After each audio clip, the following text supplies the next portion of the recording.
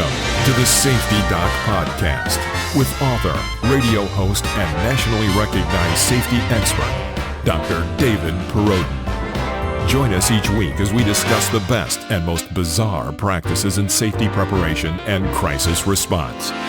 Follow Dr. Perrodin on Twitter at SafetyPhD.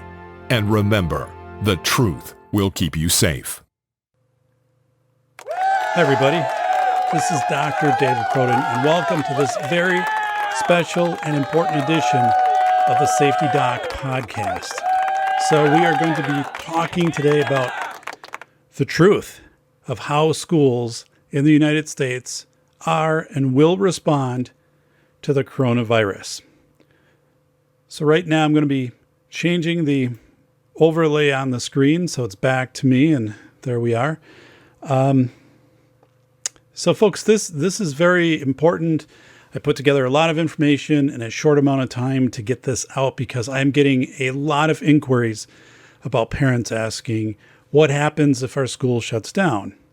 Now, I want to preface that I have unique expertise and qualifications to present on this topic because I was in schools for 20 years as a teacher, also as an administrator, retiring in July of 2019. So I'm very familiar with how schools operate. In addition to that, very familiar with school safety plans and school crisis management plans. So I'm going to give you the inside perspective of what's likely happening in your school systems right now as they either are putting their first response forward with coronavirus or they're preparing to respond. And we're going to cover some things today that will be crucial for you to understand as a parent, and especially if you're a parent of a student with a disability, how these things will impact your child. So a few things. One is I have an article. It's available out on the web from Crisis Response Journal, which is crisis-response.com. If you type in my name, the title is Bullets or Bacterium in Pursuit of the Forgotten School Intruder.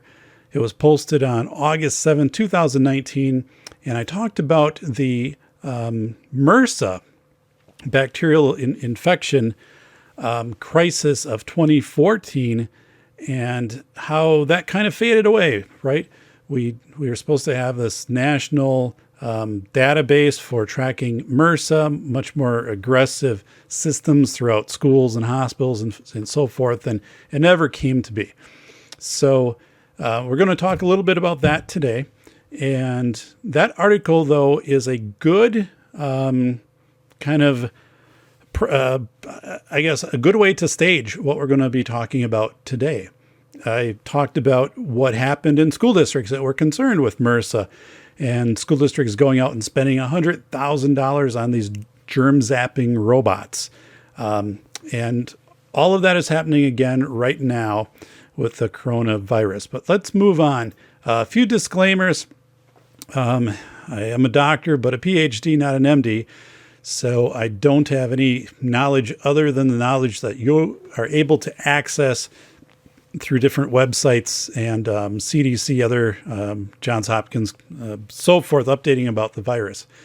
So I'm not giving any medical advice today. Also, I'm not an attorney, so I'm not giving any legal advice today, but I'm giving you very critical, important insight to what is likely happening, unfolding right now. And as somebody who has gone through H1N1 in schools at a time of SARS, I'm going to have very authentic, very important information for you right now. Things that you're probably not hearing on the mainstream media. So I spoke about this also on the Mallard Report back on March 3rd. That episode was live, a lot of call-ins, but that'll be released in the next day or two. Mallard, MALLIARD.com. Check out the Mallard Report. But many questions coming in back a week ago. People wondering what was going to happen in schools. So I have a prepared statement I want to go through. Here we go. Schools are woefully underprepared to handle long-term closures due to the coronavirus. Don't be fooled by germ zapping robots or custodians fogging hallways with disinfectant. I worked in 20 years in schools, most of that being as a school administrator. In this episode, I'm going to step you through what's happening both publicly and behind the scenes in America's schools. So for starters, let's get a context. 55 million students are educated every day in 140,000 public and private school buildings. Okay, that's more than 1 million classrooms. Now we think about schools, we think about a brick and mortar school. Well, actually, let's broaden that to what our actual school sites are. Community preschool sites. A lot of schools partner with 4Ks, with daycares to provide preschool. So we have all of those sites to consider.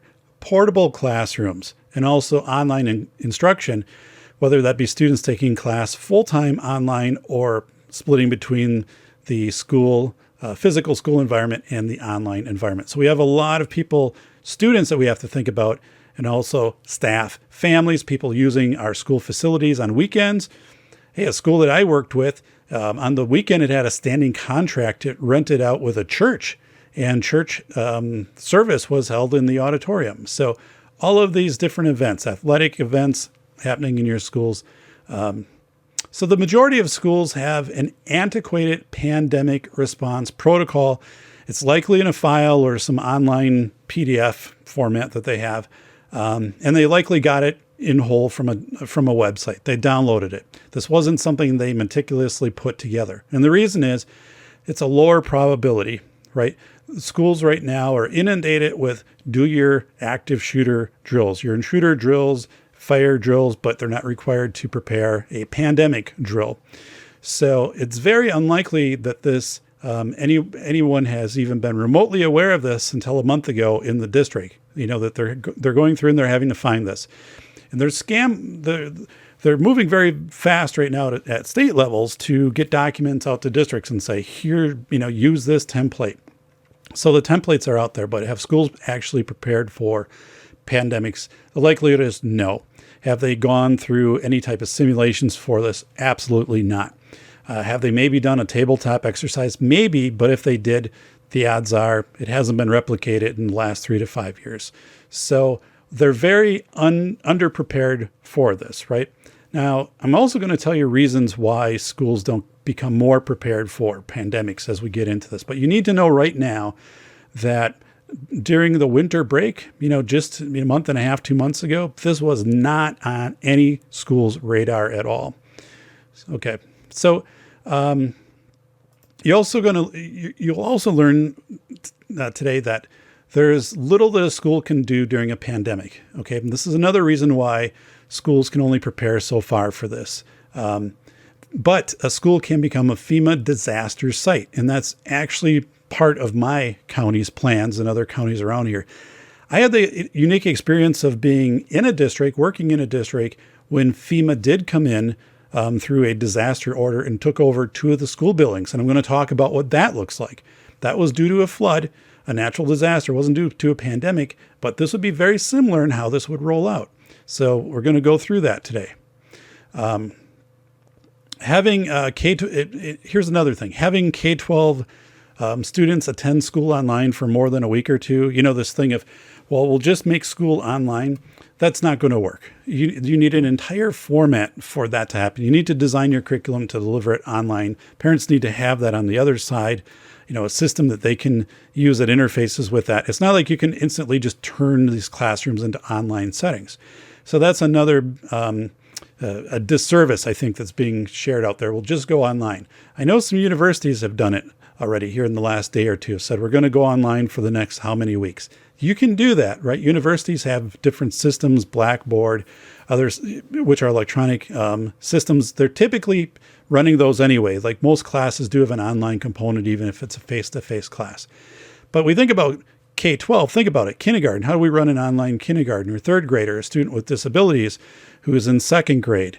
How do we replicate these things? And, schools also have a number of support staff, counselors, psychologists. So how are we providing these types of services? So to just think we put everything online, that's obviously not going to work. It will work in the short term. Where I live here in Wisconsin, if we get a blizzard that, knocks down everything for, 3-4 days before they can get the plows, get things opened up, hypothetically, if you needed to go online and have some assignments, some instructions, some videos that kids watched or whatever, could you do it? Yeah, you could get through in the short term for maybe a week, maybe 2 weeks. This will not be a solution, though, for the coronavirus at all. You're going to see schools are either going to have to make a decision that they will cancel, basically the rest of the school year. They'll have to get some directive from the state. What are you allowed to basically excuse out of what's called like a force majeure, something you didn't anticipate? What could we do? For example, if there was like a solar flare and it knocked out some of the electrical key electrical systems, and it was like, okay, it's going to be, 6 months until these get up and operating. What would we do? So there's going to be a whole series of decisions that will be made at a county, a state, or a federal level, and maybe all of those, and very soon. So I want to key you in on what to look for right now. And finally, all of this stuff, which I'm telling you, is likely to unfold in the next few days. This isn't going to be something that is, we're going to wait another 3, 4, 5 weeks before this. No, what I'm telling you, and I'm going to release this, it might have already happened. So today is March 9th. It is 7:20 p.m. Central Time. So just, timestamp this. But this is going to happen extremely rapidly. And we also have to think, if we have students with disabilities, what does this look like for students with disabilities who have federally mandated services through their IEP's individualized education plan? 15% of our 55 million students are identified with disabilities. How do they receive their services when they are not in that school setting, or likely when the school is not going to be sending providers, for example, into their home, because everything is largely going to be shut down? So, what does this look like? So, projected benchmarking is not, here we go. Sorry about that, folks. Projected benchmarking is not useful. So I talked about this in my book, School of Errors. I actually wrote about it in School of Errors, Rethinking School Safety in America. Projected benchmarking is when you look at what's happening now and you try to compare it to something that happened in the past. So people will say, well, if we look at the 1918 flu, so we look 100 years ago, what can we learn from that? Well, we learned that, people having kids stay home from school actually was effective in stopping the spread of the virus. Well, right. But the thing is, it's very difficult to do projected benchmarking that makes any sense today because things move at a much more accelerated, rapid pace. And let's go back. In 1918, we had a population of 103 million in the United States. Now we have 330 million. We didn't have air travel. We didn't have, international travel was, by boat. Still an agrarian society, still, spread apart even within our cities. Very limited mass media panic. It was what was going to be reported out in the news, in the newspaper, right? The newspaper kids running around, printing off like when the Titanic sank. So that's what we're going to be looking at. So what would actually cause schools to close? So this is a big question that has 5 parts to it. What would cause your school, where your kids are going, what would cause that to close? One is if there's a positive test for school staff for a student who's been attending school. So they test positive for the coronavirus, COVID-19. That's what we're talking about. So they test positive. That will shut down your school. There's no way your school will continue to operate after that. They would shut it down. Now, granted that the student had been attending school, not that they had been somewhere else and like flown back and didn't have any interaction in that school setting. But let's say that they were in that school environment. No way. The school would shut down and they would go into a deep, disinfecting process. They would be asking for the county would be intervening. They would be communicating with parents. Here's what you want to watch for. And who knows? We don't know what is available right now for screening tests because kids get sick, right? Kids get the flu, kids get colds, things like that. So it's that time of year. How do we distinguish those out? So if anybody tests positive, staff or student, that school is shutting down. Just expect that to happen. Thank you for tuning in to the Safety Doc Podcast with the nation's leading safety expert, Dr. David Perrodin. Author, radio show host, university instructor, researcher, expert witness, and consultant. Powerful testimonials. Dr. Perodin has a strong reputation as the go-to safety consultant, and he was still able to exceed our expectations. When we went looking for an expert in the field of crisis preparedness and prevention, David was the single person we pursued. Not easy stepping into the touchier subjects of life, but Dr. David pulls it off. Take a listen. Now, back to Dr. David Perodin and the Safety Doc Podcast.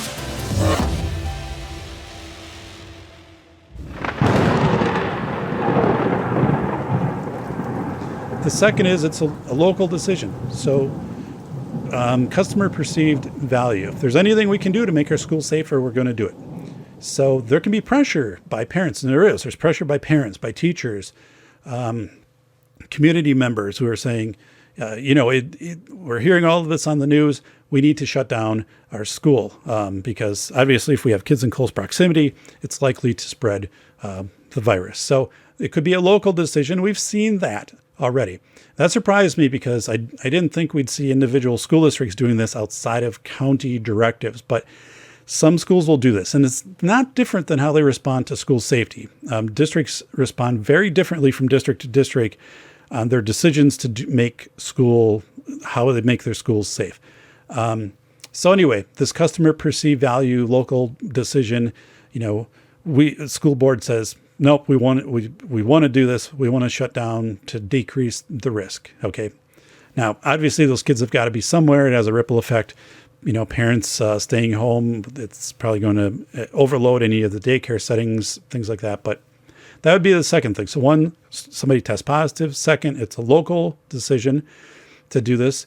The third, schools have attendance threshold criteria. This is seldomly talked about because it rarely means anything. But just because it can be the neurovirus was one. I don't think I have that completely correct. If there's a flu that's going around, other illnesses that are impacting school that, aren't what we're talking about today. Schools, people get sick, right? So whooping cough, something like that, bronchitis, it's going around. If 30% of the kids are sick, the school will likely close. 30% of the kids in that, K-12 school setting, they're going to shut it down. And the reason is, of course, they don't want contamination and they want time to disinfect. Also, but look at this. If 30% of the staff are gone, it's unlikely they would cancel school if they still had, more than 70% of their students attending. But what they would do is they would group students together. So they would combine classes. They don't have enough staff. It'd be hard to get subs too. So you might have one class, where the two classes combined, 60 students. You're going to have a lot of students in the library, a lot of students in the gym and stuff like that. So that's usually just trying to get by until things come back to normal. So we have three things. One is somebody tests positive for COVID, local decision, or your attendance falls below 70%. So 30% of your kids would be calling in sick. Here's the fourth part. People forget about this. Okay. Disruption of the supply chain, including food, soap, paper towels, cleaning supplies, things like that. So schools only have so much of this stuff, right? And they go through it. They expect their truckloads to come in, especially with food for your school meals. Schools don't stock an entire year's worth of food. It's not like a submarine going, off on a mission. Usually it's month by month. And they're getting, shipments in all of the time. So if we have a disruption in that where we can't provide hot lunch, and also if we can't get our soap refills, if we can't get our disinfectants into our school, paper towels, so forth, we're not going to be able to operate our schools, especially if we can't get our cleaning supplies into our school. So that's also happening right now. Just recently, within the last 24 hours, I was out at stores. You go down the aisles where it's toilet paper, paper towels, sanitizers, cleaners, and all that wiped out. Everything's gone. Okay, so we're going to see this really heavy strain on those supplies. everybody's putting in orders for those, right? So at the same time, you're trying to ramp up manufacturing, get these things out of warehouses. You have less people being able to go into work because of these, travel restrictions. You're having things that aren't coming in from other countries. So we just have a very strained supply line right now. So it could very well be that your school system simply runs out of hand soap, of soap and paper towels. And, they're saying we can't run our school until we have our stock back in. In that case, it's not like they can just go somewhere and buy it. It's probably out in that whole region. That can happen very quickly. It's absolutely amazing how fast it happened right here where I live. And I remember also the 9/11 attacks, driving home that day from work, and gas stations were already out of gas. Have the signs up, no gas, because people had just gone and filled up. So we have this panic mentality right now, which is exacerbated by everything that we're hearing through the news. But so that would be another reason. So we have 4 reasons so far. Somebody tests positive, local decision, attendance falls, or there's a disruption in the supply chain. Now, the 5th reason simply could be that there is a government decree to close schools. This would likely happen at a county level, but it could also be state to state. Now, what will happen is in Wisconsin, for example, we have 72 counties, and the counties would say, don't put it on us to make that decision. Yes, maybe somebody tested positive, or we have some people quarantined in our county, but if you put that on us, then there's a lot of pressure, right, to do that, versus having a state step in and say, listen, we are going to shut everything down. Because here's the problem with shutting down, with one county saying we're going to shut down. County says to its schools, we had some people test positive. We are recommending to you, school, to close down. Well, every school that hears that would say, yes, we will close down. But then how about the neighboring district? You're just separated by an invisible county line, right? People still travel back and forth to work and do shopping and all of these things. We don't have travel restrictions. So they'll be like, well, they closed down. And that case is only 35 miles from us. Why aren't we closing down? Because if, people go to that community, we could bring this infection back to us. So I think it's very likely that there would be a state decree. A state would come out and say, we will shut down. Now, the states can also buy time with that, right? So you can say, we're going to shut down, and we don't know when we're going to start up. We're going to go through our measures of sanitizing our buildings, assessing where this goes, and make a decision. And so it buys you time if you do that. Now, the reality is, once you close, the likelihood that you'll open again this year, very low, very low. Okay. If you're shut down at a state level, it's unlikely you'd open again this school year. Just so you know that. Just so you're upfront with that no, it's not going to be 2 weeks and then we're going to open, or we're going to open back up on April 15th or nothing. It's probably not going to be like that with the way this is timed out in the whole how long this takes to incubate. And I would say it's very unlikely that the school would open again. So just so you can start, putting these things kind of to mind. It would be absolutely incredible for a federal decree to shut down all schools. I've never seen that. That would, be massively overstepping of anything that we've ever seen in this realm. But could it happen? It could. But likely it's to be a county level decision. We then have social proof of other counties, other schools around that county would consider closing. And then, if it's likely the state, states could do a complete closure, and then very unlikely that there be a federal government closure, but not off the table, right? So let's take a look back in 2014. And probably don't remember this, but in 2014, especially once we got into the spring of 2014, big issues with the MRSA bacteria in schools, in hospitals.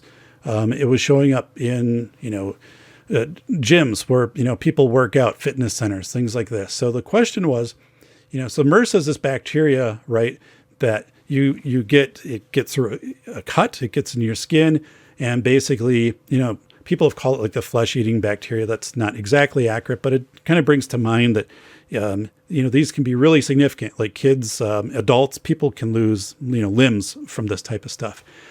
And it was happening too at big sports, arenas with professional athletes who, were getting this because of some, being tackled on the turf, and now had this MRSA infection, having to go to the hospital, be on antibiotics, very intense. So anyway, back in 2014, President Obama issued an executive order combating antibiotic-resistant bacteria. That order included a multi-agency plan in 2020. It was due in 2020, right now, right, to respond to this threat of domestic security. It was a plan that would mandate standards for electronic recording-based reporting for MRSA. But as of right now, nothing's in place. We have no MRSA database that hasn't been established in the U.S. or other countries. So that similar type of database system would be probably the system you'd want to use right now to be tracking the coronavirus. But again, the coronavirus is going to be more difficult to assess because it looks like so many other things. Maybe you just have a cold or caught the sniffles, whatever. And it's more objective when I think with MRSA, obviously, if you have a sore that is growing, that's going to be more, quickly identified. And we don't have the testing mechanisms out there. MRSA, you really, if you have it, manifesting on a cut or something, it's not going to get better on its own. So what was happening back when all of this was coming out, right? Schools are really panicked about this because we didn't have numbers. We didn't have hardcore numbers on how many people were being infected with MRSA, how long it took to recover, because people were being treated, but we didn't have this aggregate database. So, how long did it take before it became inactive in different settings? Like if it was in a weight room, might be in a lunchroom, on a bus, whatever. So schools started to buy these germ disinfecting robots. They were called Gronks. And if you just think of something that's about 3 foot tall, made of metal, okay, and it goes in a classroom and they get everybody out and shut everything down, and it shoots these laser beams all over, and it basically then does this disinfecting type process. I don't know the exact process, but you can look it up. It was in that article that I wrote. This was in a Massachusetts high school in 2016 that they're talking about this robot. Now, this company had sold hundreds of these things, right? They were going like hotcakes because anybody that could afford one of these, even though they're $100,000, even though there wasn't any evidence to prove that that room would be any safer than if you went in with a bleach and water solution, and cleaned it. Okay. If you thoroughly cleaned it, that would be safer or less safe. Nothing was comparing these two, but it was the fancy, expensive germ fighting robot that people wanted. This customer perceived value, and everyone is willing to sell this because they're in a panic. And that's actually what's happening right now. So customer perceived value.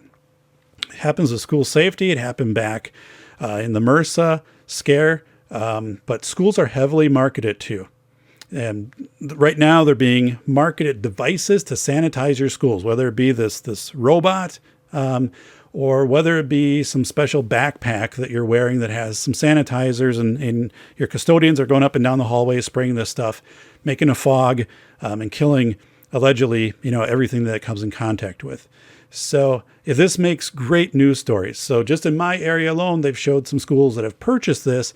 And of course, they're showing the custodians going up and down the hallways and in the classrooms, spraying all of this stuff and spraying it on the bleacher seats in a gym that seats, 3,000 people. So it's visual. It's customer perceived value. It's what people want to see. These people wearing backpacks, and all of this stuff. It's kind of like the Ghostbusters effect.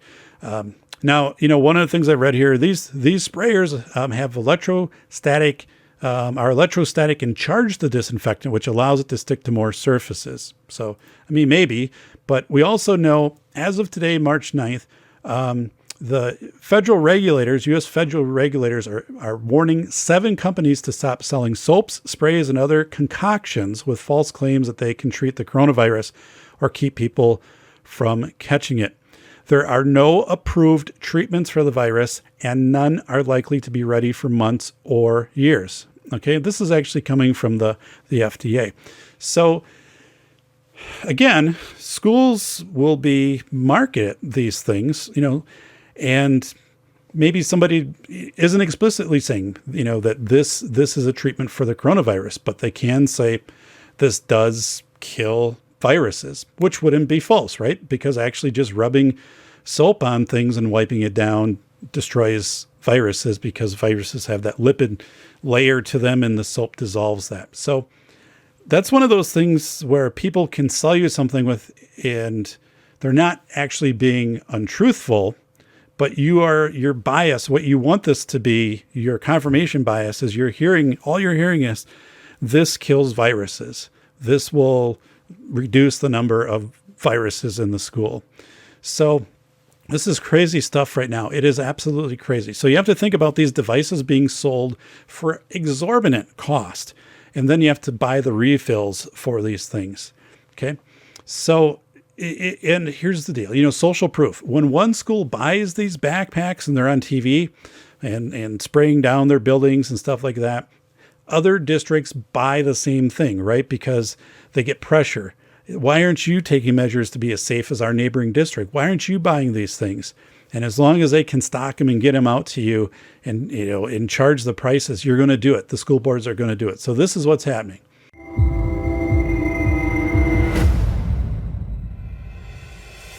A must-read for parents, teachers, and taxpayers. Dr. David Perrodin has written the most honest book about the $3 billion school safety industrial complex. Attorney James Sibley proclaims, a brave demonstration of speaking truth to power. School of Errors rips the lid off the billion-dollar school safety industry.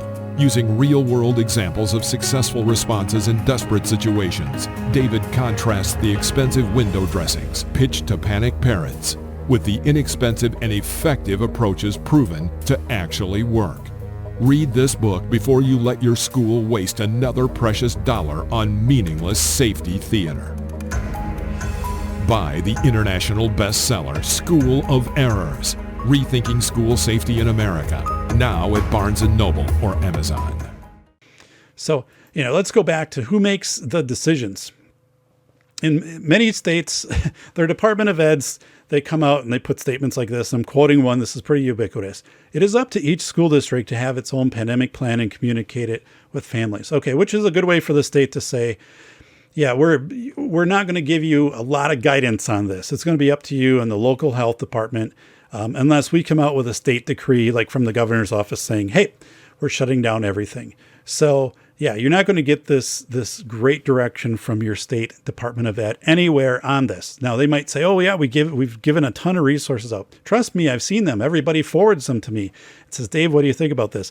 It's not bad, but I mean, this is just stuff in a file that they forward it to you. So again, who makes the decisions? The decisions are probably going to be made at a county level of whether to stay open or not. School districts can individually decide. If districts do that, they're probably just going to close for a short amount of time, maybe a week. Or we could see states jump in and shut down schools at a state level. Here's the other part. So schools, it's impossible for schools to screen kids without actually testing them for COVID-19, right? So we have a school district of 4,000 kids. And are you going through every day and checking that every kid has a typical, that they don't have a fever, right? So you're checking them through the door when they come in the morning. And if they do have a fever, then what are you doing, right? Maybe they just have an elevated fever for whatever reason, or, it's strep throat, or it's bronchitis, or it's a cold, or whatever it is. Unless you're actually administering the coronavirus COVID-19 test to them, you're not going to know. So if you administer the test, then hypothetically the child would have to be quarantined, right? They'd have to stay home. You wouldn't want them back in the school, just as, we get directions all the time. Hey, if your kids have a temperature above, 99 point whatever, please don't send them to school the next day. So the thing is, we're nowhere near being set up for schools to test to see if kids have coronavirus. And the other part is, like, that would continually change, right? Because what if all the kids go home that day, kids, work, that they interact with different people, relatives, they go places, they might go to movie theater, whatever. The next day when they come back to school, maybe some of them have been exposed to the coronavirus, in the last 12 hours. So this is one of those things which also is very misleading. If somebody says, we're going to be screening or testing at our schools, it's very unlikely to happen. There's just the infrastructure, the number of tests, the number of people you need for that. It's just not going to happen. So while some schools, again, choose to close, some individual schools, which you've seen around the country, school districts, the dominoes will tumble when a county health department recommends that the schools close. So if a county says, hey, we recommend you close, that whole county will close. Likely the adjacent counties will feel the pressure. They'll close too. All right, let me move on to, the concept of a FEMA site, Federal Emergency Management Association site.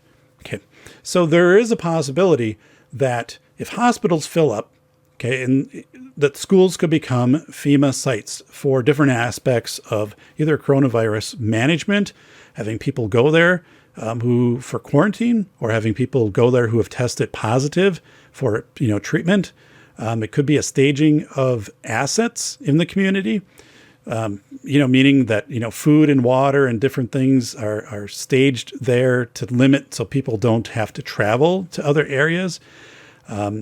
So there's a lot of things that could be happening in using those school facilities.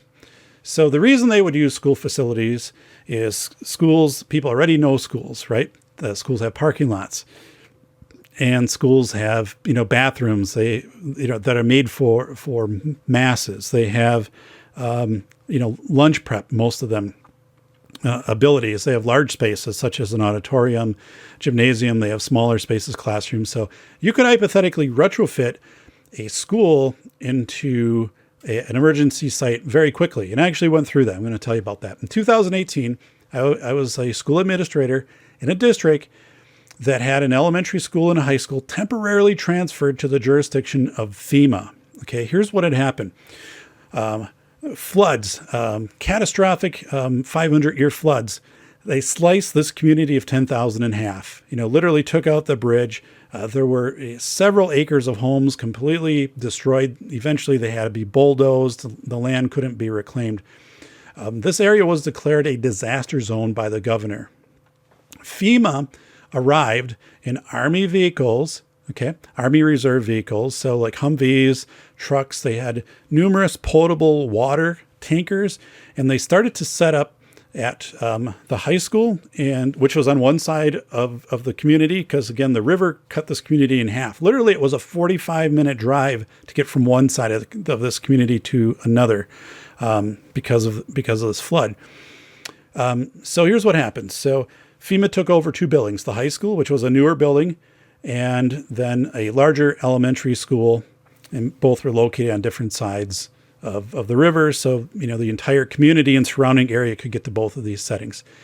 Now, as FEMA arrives, there was little we knew about this ahead of time. So apparently this was in a county plan. The county knew that if there was a disaster and there was declared a disaster zone, tornado, whatever it would be, in this case it was flood, that FEMA then could come in and declare certain sites that they would basically take jurisdiction over temporarily to provide services.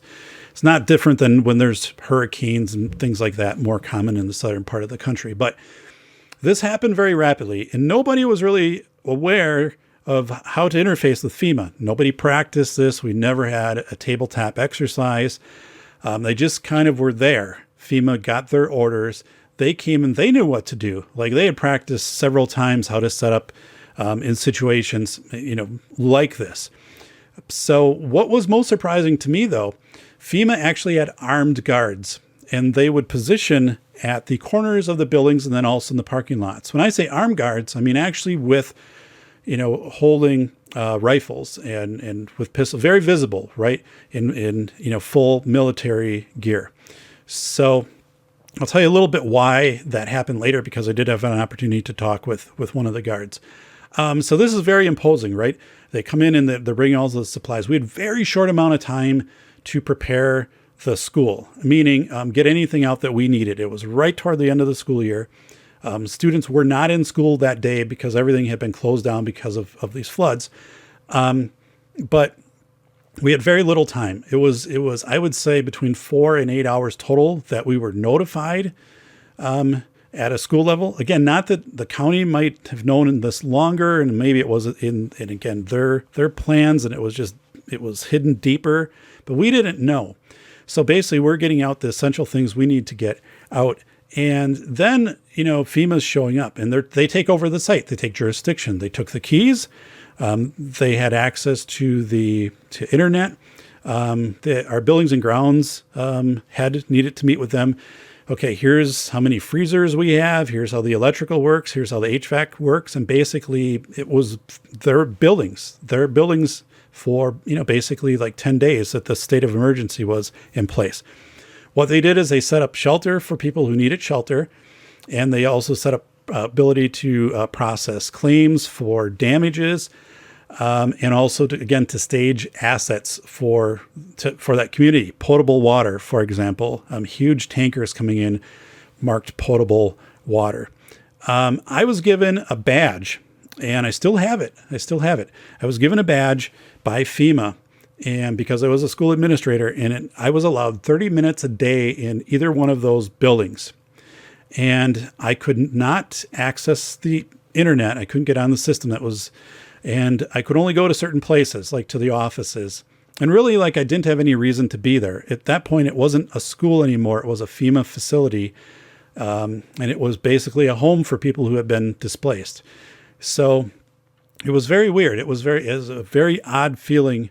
What I will say completely is I was fully respected by FEMA, as everybody in the school, we were respected. But, if you were a teacher, you wanted to come back in and get something, or, hey, your parent and my kid left their, stuff at school, that you weren't getting back in for any of that. Now we talk about the armed guards. The armed guards in the parking lots, people would show up and they would bring whatever they had with them. Okay. I remember somebody that arrived in a pickup truck, and they had in the back of the pickup truck their washer and dryer, which they got from their house. It was newer, this washer dryer set, and the whole house was flooding. It had been destroyed, right? But they brought this and a couple other things that they had filled up the back of this pickup truck with, and they wouldn't leave this truck, right? They're in the parking lot, and they're saying, this is all we have. This is literally all we have. We're not leaving this. And I guess, you put yourself in their minds in that moment. I mean, that's your self-similarity, right? You're Taurus. You try to keep things as similar, as normal as you can get them during chaos. And for them, keeping these things was a way for them to have some self-similarity during this completely chaotic situation. So they were allowed actually to stay with their vehicle in the parking lot, which was all, special entrances, and you had to be checked by FEMA to get in and out. No one's going there to sightsee or anything like that. But they were able to, they would go in and get their meals. Their vehicles were watched over. They would come back out. Again, this was short term, and this is kind of what happens in a unprecedented crisis situation. So, again, this was absolutely a phenomenal experience to be through. The insight of being in a district where FEMA did come in and had jurisdiction over 2 buildings, how rapidly that developed. In retrospect, the county, everybody involved in that at a local level, went back and revisited safety plans and said, you know what, we never planned for this. We never thought of how we'd interface with FEMA. We never thought of what it would be like if they were to come in, take over our buildings, things that we needed to have together for them. I don't know to the full extent, but it was things of, HVAC, how much electrical draw does certain things have, which rooms are air conditioned, which rooms aren't. Can you do negative pressure in some areas? I mean, all of these things like our buildings and grounds folks know, but it's like that we wish we would have had that information at their fingertips ahead of time, because that was, they had to learn on the fly as FEMA's showing up and taking over these buildings. So it was about 10 days later when people had settled back in with relatives or found more permanent housing. FEMA had processed the claims and things were done. FEMA ended their stay, basically packed up in a matter of hours. Everything was gone and the schools were completely turned back over to the district. It was absolutely, again, this remarkable process to go through. Now, I'm telling you this because if hospitals fill up due to a pandemic, there are only so many beds, right? There's only so much capacity in a hospital. And then even if we have people in hallways and other areas in hospitals, we're going to only have so much capacity for parking lots and for getting food and water there and serving and things like this, where it is going to make sense to identify some other facilities to do that, which likely would be schools.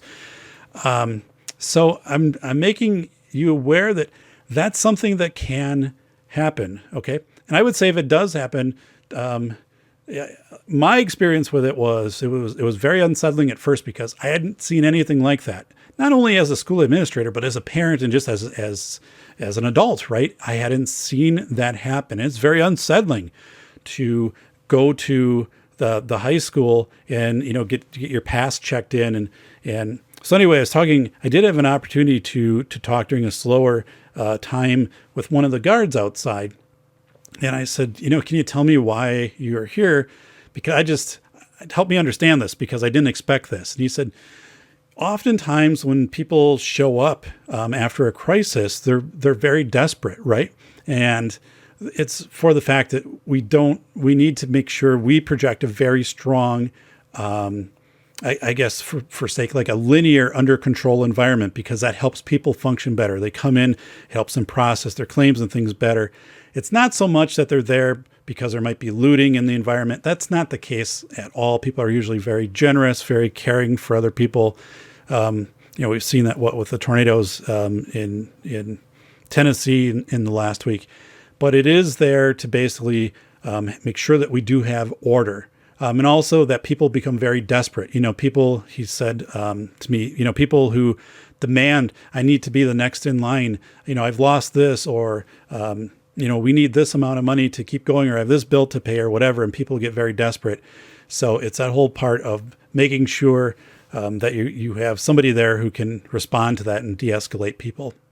But again, I would say, they were exceptional to work with. It was this very, very eerie feeling for me, though, one that I will never forget to this day. Actually, going back, talking to people who were involved in it, it was hard to even recall the whole event. It was, like, what did we really experience? And I actually went back and read some of the debriefings, some of the news articles. Yeah, we're not ready for this at all. The county wasn't ready for it. The state really wasn't ready for this. But FEMA did know how to respond to this. They had, been tested in many other areas, hurricane response, so forth. So, they came in and this whole thing of staging assets, making sure people had shelter, things like that.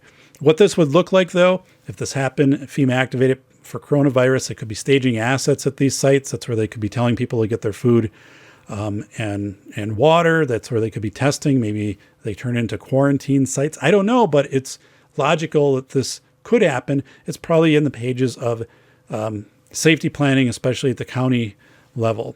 So let's go back and do a recap here I want to do the reasons again why a school would close due to the coronavirus. Okay. So the reasons would be if somebody tests positive and they're a student or a staff member and they've been in that school, okay, they test positive, the school's going to shut that down and they're going to then go through this massive disinfecting process. And likely you'd have to have some period of time when that school would just need to sit, because if you bring everybody back in a day or two, you have no idea if the people you're bringing back into the building themselves are are infected, or if items that they have on them are infected. You go to a mall or, again, a grocery store, and you're handling something that somebody else handled and it was sneezed on, you don't know. And also the fact that, you think you can just disinfect a school, a 1 million square foot campus, right? With, a backpack sprayer and bleach and water and these things. Yes, you can hit the high contact areas, handles on doors, desks, things like that. But how are you cleaning your ventilation system, right? Things that might be living in there. How are you getting into every, crevice of a locker or, so there's so many things, so many areas, if you were just to go through, right, in black light, that you would find, oh, we didn't get this area, we didn't get this area. We're getting our high contact areas. Yeah, we're doing that. But, again, somebody sneezes and they're close to the air ventilation and the droplets disperse and get up into air ventilation. How are you working with that? State-of-the-art schools might have better systems for that, but most schools don't have any type of system to do that, or universities, right? They just don't have that capacity. So, it's the best thing. What can kids do before we get back into what causes school to close? Wash your hands, right? Everybody, wash your hands. And teachers saying, hey, get out of there as fast as you can, get back into the classroom or whatever. You wash your hands also to prevent allergens like food allergies, peanut residue, things like that from lingering. Wash your hands for a solid minute. Get kids in there, monitor them, wash your hands. Okay, hand sanitizers are good. They don't do anything for allergens though. So like peanut allergies, you wouldn't use hand sanitizer because it doesn't neutralize the allergen. So just go back into hand washing. Absolutely number one, hand washing. If you're sick, you go home.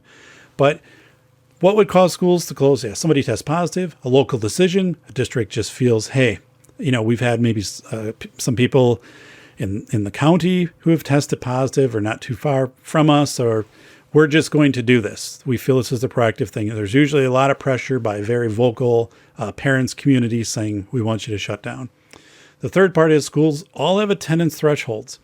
So if a certain number of students aren't showing up, and maybe they're not showing up because they're afraid that there's going to be an outbreak, right? They don't want to be going to school when they believe their peers or staff members could be contagious. So parents aren't sending them. So you're going to get to a threshold then, and usually it's about 30%, where schools would say, we're just going to shut down. Okay. And then that's temporarily, but and number 4, people overlook this, but if there's a disruption in the supply chain, and we're having some of that right now, we've had major disruptions at ports, like the Port of Baltimore, for example. But if we can't get food, schools don't stock, usually more than a few weeks of food. It's not like the old days where you bid out a contract and you bought stuff for an entire year. No, usually you're working with third-party vendors. You're getting things in for a few weeks and that's it. And, these supplies have to be replenished. So, the fact that you couldn't get your food supplies, or if you couldn't get soap, you couldn't get paper towels, you couldn't get cleaning supplies. There's a run on those things right now. Likely it would be prioritized, right? That those would be going to government facilities, be going to schools, but there could be a situation when you could simply realize, hey, we can't get our soap and paper towels and our disinfectant because we've just had X number of cases which tested positive. In our community, everything is bought out. Our vendors are telling us they're on back order. What do you do? So disruption of supply chain. 5 is a government decree to close schools. Likely it would happen at a county level, could happen at a state level. Unlikely it'll happen at a federal level. So now the questions I receive from parents of students with disabilities specific to this is, so Dave, our student has an IEP, individualized education plan. What do we do for them if the school is shut down? Because wouldn't the school have to provide services? It's a federal document of, that they need, whatever it is, occupational, physical therapy, support for, learning disability, speech language, so forth. So the short answer is, I don't know. And I don't think anybody knows. I teach courses to aspiring special education directors, school legal issues to superintendents. And this is it's a case study, right? You'd have to basically look above for guidance on this, because either the federal government would need to come out and say, because the Individuals with Disability Education Act is a federal law, they would need to say, we're giving some exemption for some amount of time because of this force majeure event, this unanticipated pandemic, right? We're going to basically say IEP services for, March, April, May, June don't have to be fulfilled. Districts should try to do that, but if they have to close, we're not going to hold them liable for that. That's a possibility, right? States wouldn't have that ability. States can't overrule federal law. So the state couldn't do that. The state, though, could make some rulings and saying if you're providing education in the school, kids at home, and you're providing it through online or through phone calls or through Skype or whatever, that would qualify as meeting some or all of these services, whether it be educational or IEP services. I mean, speech language, for example, services already can be provided by teletherapy. That is actually authentic. That's been around for a few years. So what do you do for that? Or what do you do for mandated school counseling service, psychology services? So maybe some of that, they'd be like, yeah, you could do that. Now, this is all happening right at a time when systems are very strained. So people are not going to be putting a lot of time into these types of decisions when the questions are, how do we make sure essential services are operating, that our water towers are replenished, that we are staffing our ambulance, fire, and police, and all of these. So I look for whatever happens at a state level for guidance on education service to be pretty narrow, like pretty saying here's what it is. And right now, this is basically, districts should have a plan and whatever. Right, we get that. But what's going to happen is counties will make a decision. Eventually, if enough counties declare that they're shutting down, they recommend that their schools shut down, the state would jump in and have to make a decision to shut down state services or not. So yeah, this is for me, again, being a school administrator, we never went through these type of pandemic drills. If anything, we only had a discussion for a few minutes at a meeting once a year about it because it was so unlikely to happen. But this is different. This has a different feel to it. I just think we can see a magnitude of closure that we've never seen in modern times in schools. So be very, very aware of that as a parent, and a plan B. I mean, if our kids are home, what are we going to do? Because what if our kids are home, if they're shutting this stuff down, maybe they're going to be shutting down, theaters and malls and things like that. So, also instructional materials that you might have available to you, you're going to be able to pull a lot off the internet. It's really crazy times, right? It's crazy stuff. So in closing, stay safe, and make sure that you're being informed of what's happening. Again, keeping in contact with what your county is recommending, for schools, for large gatherings, for nursing homes and all of that. You're going to get a lot of guidance from your county on that. And just as a parent, you need to be vigilant. You need to do your due diligence, watch what is happening around you, and make sure that you are taking measures to keep yourself and your students safe. And again, as thinking as a teacher or administrator, these are very challenging times to be in. It would be very, very difficult to be a school administrator, obviously, right now. Even with the questions of if one district closes down, would neighboring districts also close down? So I found the best information actually to be coming out of, I think it's Johns Hopkins, although, the CDC stuff seems like it's a little bit dated. And of course, everything that shows up on the news, right? Breaking story, latest updates and whatever. That's, just kind of the way, news media is going to really not be your best information conduit for this. So. This has been the Safety Doc Podcast with author, radio show host, and leading safety expert, Dr. David Perot. Remember to check back each week for the latest, best, and most bizarre practices in safety preparation and crisis response. You can find Dr. Perodin on Twitter @SafetyPhD. And remember, the truth will keep you safe.